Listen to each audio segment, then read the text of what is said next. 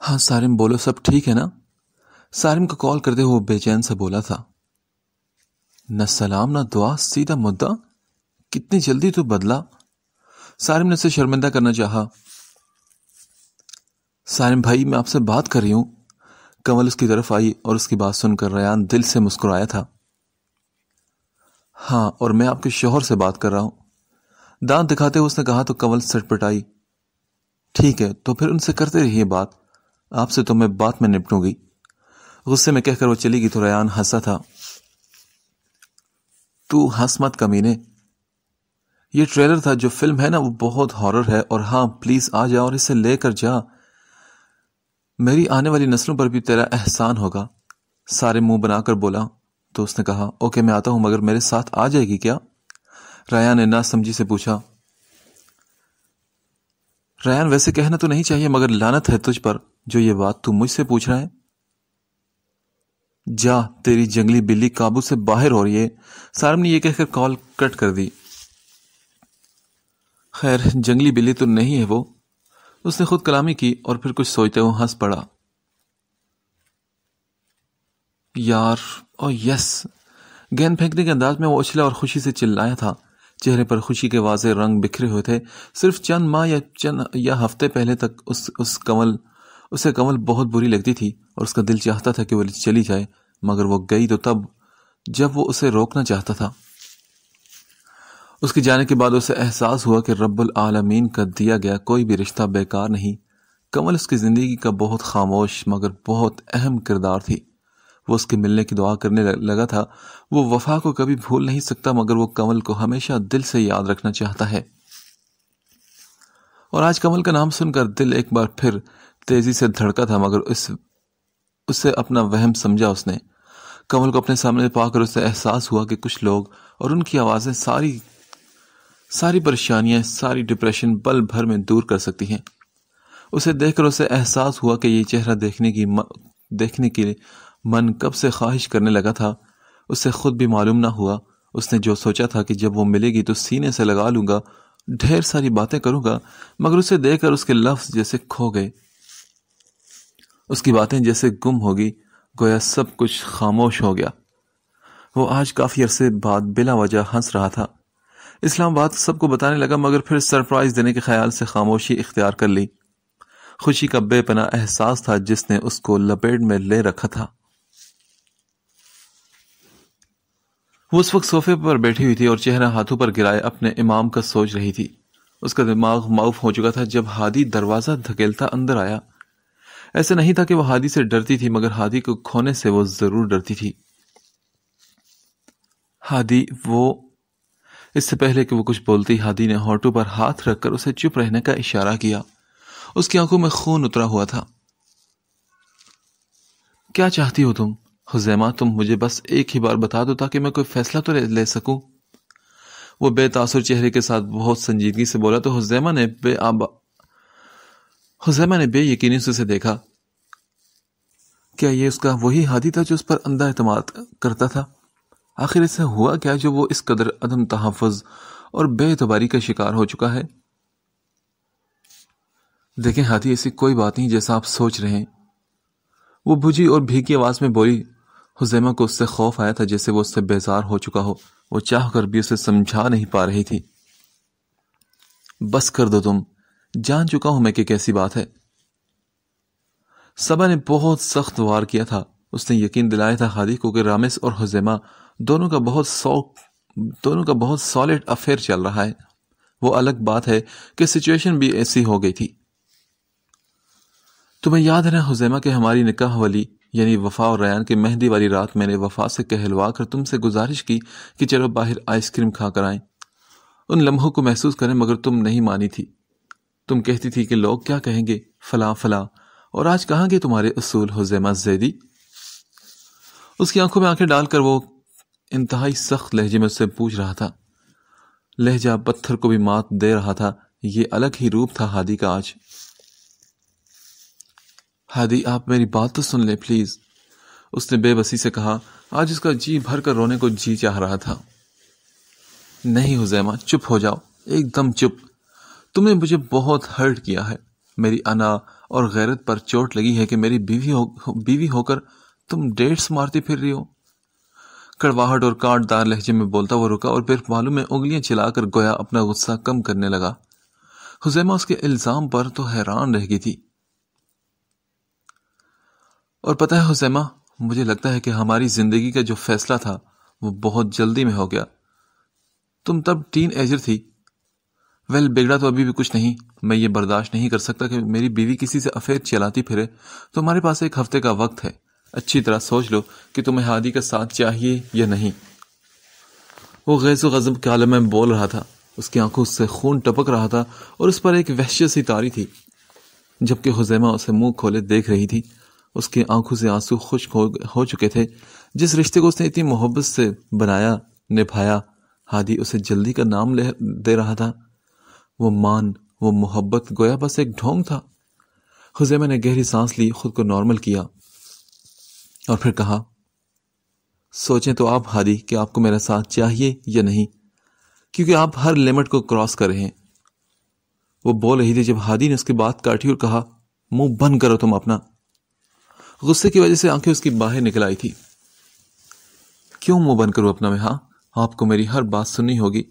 میں نے آپ کا ہر الزام برداشت کیا، آپ کا تھپڑ جو سب کے سامنے مارا، وہی نہیں، لفظوں کے تھپڑ اور کردار پر بات بھی برداشت کی۔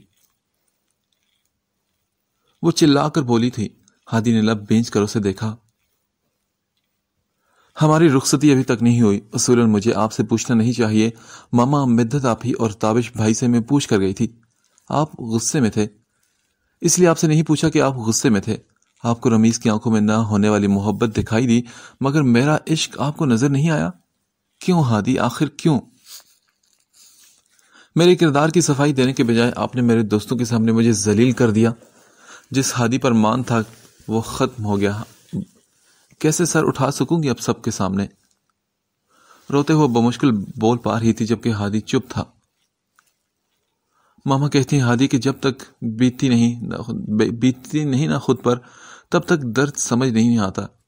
آج سے پہلے میں ہر اس انسان کو غلط سمجھتی تھی جو محبت کا دعویٰ کرنے والے کو آزماتا تھا، مگر مجھے لگتا تھا کہ محبت بہت پیارا جذبہ ہے، اسے کبھی آزمانا نہیں چاہیے، بس کرتے رہنا چاہیے۔ مگر آج احساس ہوا کہ آزما لینا چاہیے تاکہ پتہ چلے کہ ساتھ چلنے کا دعویٰ کرنے والا اس قابل ہے بھی کہ نہیں۔ راستے ایک کرنے سے پہلے دل اور دعوے ایک کر لینے چاہیے تاکہ اس بات کا اندازہ تو ہو جائے کہ جو شخص محبت کے اتنے بلند و بانگ دعوے کر رہا ہے ان میں کچھ سچائی بھی ہے یا صرف وہ دعوے ہیں۔ آج پہلی بار مجھے احساس ہوا کہ دعوے کچھ نہیں ہوتے۔ ان وعدوں اور عہد و پیمان پر پہلے بھی بہت خوش ہوتی تھی، مگر اب احساس ہوا کہ میں نادان تھی۔ ہادی، یوں کسی کو محبت کرنا نہیں سکھانا چاہیے، یا یوں کسی کو رسوا بھی نہیں کرنا چاہیے۔ میں یہ نہیں کہہ رہی کہ میری غلطی نہیں، میں بس یہ کہنا چاہ رہی ہوں کہ جس نظریے سے آپ نے دیکھا وہ غلط ہے۔ بھیگی اور اذیت ناک آواز میں کہتے ہوئے بیٹھی تھی، آنکھوں سے دکھ، ملال، اذیت کا ملا جلا پانی گالوں کو بھگو رہا تھا۔ ہادی نے اسے دیکھا مگر اس وقت غم اور غصہ شامل تھا اس کی آنکھوں میں۔ پھر وہ بولا، آنکھوں دیکھا جھوٹ بھی تو نہیں ہو سکتا نا؟ میں گھٹیا نہیں، بہت گھٹیا ہوں۔ آپ برائے مہربانی یہاں سے چلے جائیں ہادی، اور ہاں، اگر آپ کو یاد ہو تو رامز سے مل چکے ہیں آپ، اس کی مذاق کرنے کی عادت سے آپ واقف تھے۔ خیر، مجھے آپ جیسے شکی انسان کو مزید کوئی صفائی نہیں دینی۔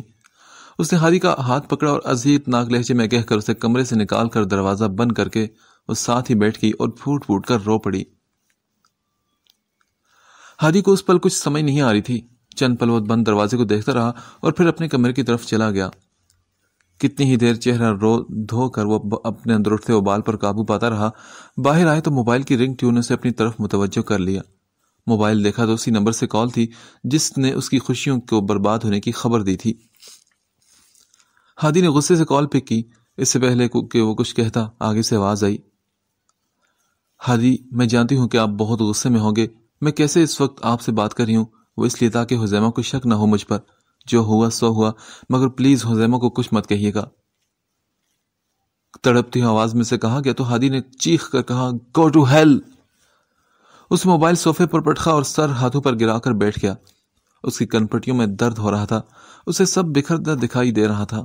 اسے سمجھ نہیں آ رہی تھی کہ کیا غلط ہے اور کیا صحیح۔ خزیمہ کی باتوں نے اس کے اندر بے سکونی پھیلا دی تھی۔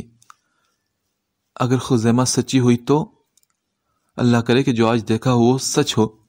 اس نے پہلے سوچ کر جھلی لی اور پھر دعا مانگی، کیونکہ اگر یہ سب سچ تھا تو وہ خزیمہ کو معاف کر سکتا تھا، مگر جھوٹ ہوا تو وہ خود کو کبھی بھی معاف نہیں کر سکے گا۔ خزیمہ کا سامنا کیسے کرے گا وہ؟ کیوں اتنا اوور ریئیکٹ کیا میں نے؟ کیا میرے اندر کوئی کنڈلی مار کر بیٹھ گیا ہے؟ اس نے پریشان انداز میں سر کشن پر رکھا اور گہری سانس لے کر خود کو نارمل کرنے کی کوشش کی۔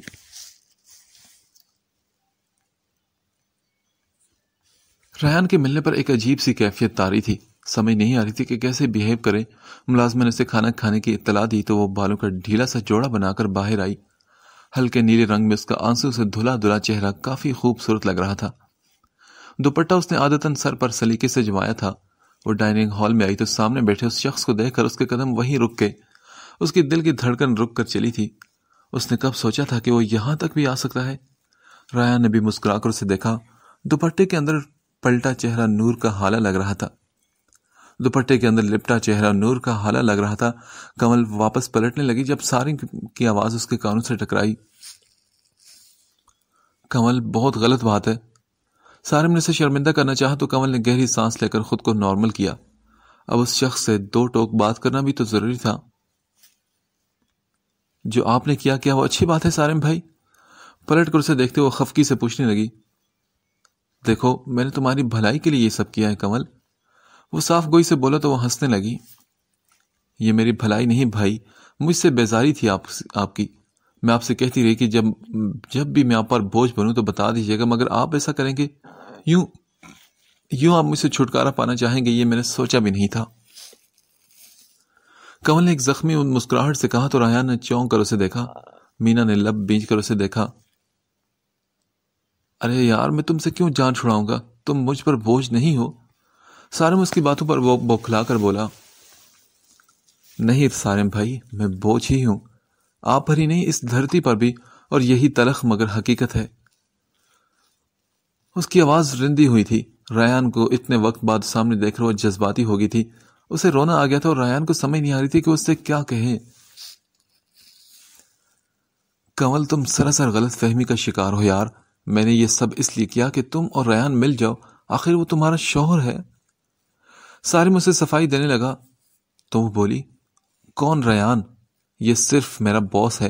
آپ ان سے مجھے ملوانا چاہتے ہیں جو بیچ راستے میں چھوڑ دینے کی عادی ہیں؟ ایک لڑکی سے اس سے بری ذلت کچھ نہیں ہوتی کہ اس کا شوہر ایک نہیں 1000 بار کہے کہ میں تمہیں چھوڑ دوں گا۔ تب میں کمزور تھی اور ان کا بار بار مجھے چھوڑنے کا کہنا میری نیندیں اڑا دیتا تھا۔ خیر، جس نے رشتہ مجبوری میں بنایا ہو وہ وقت پڑنے پر بیوی کی خاطر سٹینڈ لینے کے بجائے ایک اور شادی رچا لے۔ اس سے تو ایسی باتوں کی توقع عام سی بات ہے نا۔ وہ اب پھٹ پڑی تھی اور سبھی حیرت سے اسے دیکھ رہے تھے۔ ریان کے چہرے پر شرمندگی کے تاثرات تھے۔ مینا کچھ کہنے لگی تھی جب کمل نے اسے ہاتھ اٹھا کر خاموش ہونے کو کہا۔ مینا اور سارم بھائی، آپ دونوں جائیں یہاں سے، مجھے بات کرنی ہے ان سے، بے تاثر لہجے میں کہتے اس نے گہری سانس لی تو وہ دونوں سر ہلا کر چلے گئے۔ پھر کمل ریان کے پاس آئی تو اور اس کی آنکھوں میں براہ راست جھانکا۔ ریان کا دل پل بھر میں تیزی سے دھڑکا تھا۔ یہ آنکھیں، یہ لہجہ کمل نے کسی کا چرایا ہوا تھا۔ کیا لینے آئے آپ آج یہاں پر؟ تماشا دیکھنے آئی یا بنانے کے لیے؟ پہلے جو کیا اس سے دل نہیں بھرا آپ کا؟ نہیں، مجھے آپ کی ایک بات سمجھ نہیں آتی۔ پہلے آپ چاہتے تھے کہ میں چھوڑ کر چلی جاؤں، اور جب میں نے آپ کی خواہش پوری کی تو اب آپ یوں پیچھا کرنے کی وجہ کیا ہے؟ اس کی آنکھوں میں جھانکتے وہ غصے سے پوچھنے لگی۔ اس کی آنکھوں میں کوئی نمی نہیں تھی بلکہ اس کا لہجہ مضبوط تھا۔ ریان نے بے اختیار سر جھکا لیا۔ میں نے آپ سے کہا تھا نا کہ مجھ جیسی خودداری کسی میں نہیں۔ آپ ہر بار میری انا اور خودداری پر چوٹ لگاتے تھے۔ تب چوٹ کھانا اور برداشت کرنا میری سب سے بڑی مجبوری تھی، کیونکہ تب مجھے لگتا تھا کہ میرا آپ کے علاوہ کوئی نہیں، مگر میں بھول گئی تھی کہ اس دنیا میں اللہ کے علاوہ اور کوئی نہیں ہوتا۔ اس کے لہجے میں یقین تھا، شکوہ تھا۔ ریان شرمندگی کی وجہ سے اسے نظریں بھی نہیں ملا پا رہا تھا۔ وہ چاہتا تھا کہ آج وہ سارے شکوے شکایتیں کر لے۔ اور رہی بات ریان سر جاب کی نا، تو ٹھیک ہے، میں آفس کے اصولوں کے مطابق 3 ماہ جاب کروں گی آپ کے ہاں۔ جب آپ غلط ہو کر بھی میرا سامنا اتنی ڈھٹائی سے کر سکتے ہیں تو میں تو ہوئی ہی بے قصور۔ میں جاب کروں گی مگر اس کے بعد آپ کو مجھے آزاد کرنا ہوگا۔ آپ ہی کہتے تھے نا کہ مجھے آپ سے بہتر انسان ملنا چاہیے، اور مجھے بھی اب لگتا ہے کہ آپ مجھے ڈیزرو نہیں کرتے۔ میں واقعی کسی ایسے انسان کے ساتھ زندگی گزارنا چاہتی ہوں جو مجھے محبت بھلے نہ دے مگر مجھے تحفظ دے، عزت دے، مجھے مان دے، تاکہ میں دنیا میں ڈر کر نہیں سر اٹھا کر جیوں۔ اب آپ جا سکتے ہیں، آپ کی لیلا آپ کا ویٹ کر رہی ہوگی۔ اس نے ابتدائی جملے بہت تحمل اور بردباری سے کہے۔ اس کا چہرہ اب سرخ ہو رہا تھا اور آنکھوں کے گوشے بھیگ چکے تھے، اور اس نے اپنا آخری جملہ انتہائی طنزیہ انداز میں کہا۔ ریان حیرت سے اسے دیکھنے لگا۔ یہ واقعی کوئی چھوئی موئی سی کنول نہیں بلکہ بہت مضبوط لڑکی تھی۔ اس کے چھوڑنے کی بات نے ریان کو ہرٹ کیا تو یہ سمجھ آیا کہ اسے کتنی تکلیف ہوتی تھی جب وہ یہ بات کرتا تھا۔ اللہ حافظ ریان سر، بھاری آواز میں کہتی وہ وہاں سے چلی گئی تو ریان نے نظریں اٹھا کر اسے دیکھا۔ وہ جاتے ہوئے کوئی شہزادی لگ رہی تھی۔ ریان نے اسی شہزادی کا غرور کتنی بار کچلا تھا۔ وہ لب بھینچ کر اپنا بھیانک چہرہ دیکھ رہا تھا۔ ریان آئی ایم سوری یار کمل کی طرف سے۔ سارم شرمندہ سا اندر آیا تھا تو وہ بولا، نہیں یار آئی ایم سوری کہ اس نے جو بھی کہا سب کچھ سچ تھا، بلکہ شاید وہ تو مروت اور لحاظ کے مارے کتنی ہی باتیں کہہ نہ سکی۔ کاش کہ مجھے پہلے اندازہ ہوتا۔ خیر میں چلتا ہوں، اسے کچھ مت کہیے گا، اس ٹاپک پر تو بات بھی مت کریے گا۔ اسے وقت دیں، وہ جو فیصلہ کرے گی مجھے منظور ہے۔ ریان اداس سی مسکان لبوں پر سجائے الوداعی کلمات کہہ کر چلا گیا تو وہ دونوں بھی وہیں سر جھکا کر بیٹھ گئے۔ میں کوئی لباس تو نہیں ریان سر کہ جب چاہا پہن لیا اور جب چاہا اتار لیا۔ میں جیتی جاگتی انسان ہوں، اور اب آپ کو میں بتاؤں گی کہ میں ضد پر آؤں تو آپ کی ضد کیسے دم دبا کر بھاگتی ہے۔ ایک گہری سانس لے کر اس نے خود کو نارمل کیا۔ ریان کی گاڑی کی آواز پر وہ خود کو روک نہ پائی اور بھاگ کر باہر ٹیرس پر چلی آئی۔ وہ گاڑی ریورس کر کے لے کر جا رہا تھا۔ وہ آج بھی ویسا ہی خوبصورت تھا۔ اس کے چہرے پر سنجیدگی طاری تھی اور کمل کی نظروں نے اس کی گاڑی کے گم ہونے تک اس کا پیچھا کیا تھا۔ بھائی ایک بات پوچھوں؟ وہ دونوں ڈنر کے بعد کافی سے لطف اندوز ہو رہے تھے جب ہبا نے سوالی نگاہوں سے رمیز کو دیکھتے ہوئے پوچھا۔ ہاں پوچھو نا۔ بھائی محبت میں سب سے زیادہ کیا چیز میٹر کرتی ہے؟ کیوں؟ یہ کیوں پوچھ رہی ہو تم؟ وہ چونک کر بولا تو اس نے ہبا نے کہا، بس ویسے ہی جنرل نالج کے لیے۔ ایسا ہے کہ محبت میں دو چیزیں اہم ہوتی ہیں، عزت اور یقین۔ دونوں کا وافر مقدار میں ہونا امپورٹنٹ ہے۔ ایک میں بھی کمی ہو تو محبت کی عمارت گرنے میں صرف ایک لمحہ لگتا ہے۔ اگر محبت کا دعویٰ کرنے والا اگر یقین نہ کرے تو سب کے سامنے رسوا کرے تو؟ ہاں محبت کا دعویٰ ہر انسان کرتا ہے ہبا، مگر محبت نبھانا ضروری ہے۔ اگر وہ یقین نہیں کرتا تو وہ محبت نہیں کرتا۔ پتہ ہے ہبا، محبت میں محبوب کے علاوہ سب غلط لگتے ہیں، اور رہی بات سب کے سامنے رسوا کرنے کی تو گڑیا، جو انسان محبت کا دعویٰ کر کے سب کے سامنے رسوا کرتا ہے تو اسے اپنے دعووں پر غور کرنا چاہیے۔ اور تم یہ سب کیوں پوچھ رہی ہو؟ سب ٹھیک تو ہے نا؟ رمیز نے اسے اتنا سنجیدہ دیکھ کر پوچھا تو وہ بولی، بس یوں ہی ایک دوست کے لیے پوچھا تھا۔ اس نے بمشکل مسکرا کر کہا تو رمیز مطمئن ہوا یا نہیں مگر اس نے بھی سر ہلا دیا تھا۔